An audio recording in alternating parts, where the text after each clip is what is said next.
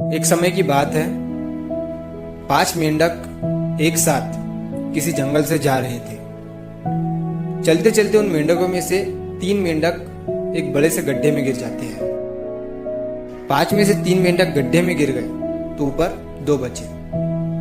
अब गड्ढे में गिरने के बाद वो तीनों मेंढक ऊपर चढ़ने की बहुत कोशिश करते हैं, लेकिन वो गड्ढा बहुत बड़ा था। उस गड्ढे से बाहर निकलना इतना आसान नहीं था।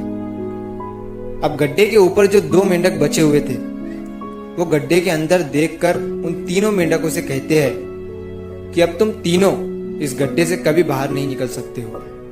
ये बहुत बड़ा गड्ढा है, तो तुम्हारा कोशिश करना व्यर्थ है।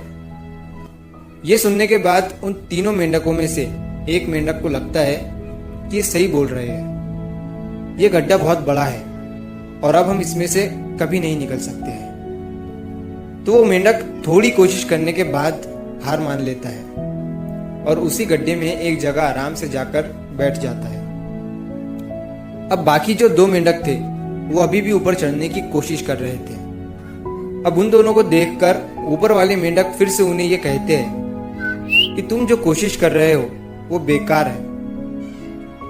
तुम इस गड्ढे से कभी बाहर नहीं निकल सकते हो और अब तुम्हें अपनी सारी जिंदगी इसी गड्ढे में गुजारनी पड़ेगी।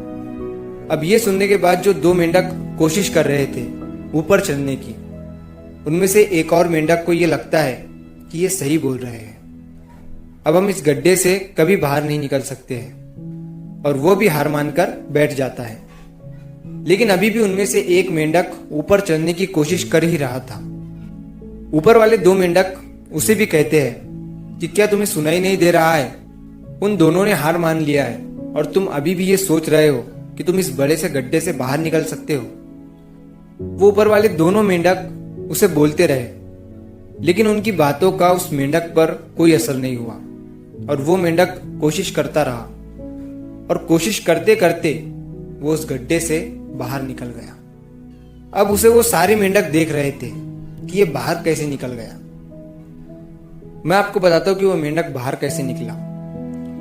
वो मेंढक इस बड़े गड्ढे से इसीलिए बाहर निकला क्योंकि वो मेंढक बहरा था, उसे कुछ सुनाई नहीं देता था। तो इस कहानी से हमें ये सीख मिलती है कि जब हम जिंदगी में कुछ अच्छा करते हैं तो बहुत लोग आते हैं हमें रोकने के लिए, तरह तरह की बातें करते हैं। लेकिन अगर आपको अपने काम में कामयाबी हासिल करनी है तो बहरे बन जाओ। उनकी बातों का अपने ऊपर कोई असर ही मत होने दो, क्योंकि सबसे बड़ा रोग क्या कहेंगे लोग। लोग तब भी कहते हैं जब आप कुछ नहीं करते हो और तब भी कहते हैं जब आप कुछ करते हो। तो चाहे आप कुछ करो या ना करो, लोगों का काम है कहना और वो तो कहेंगे ही।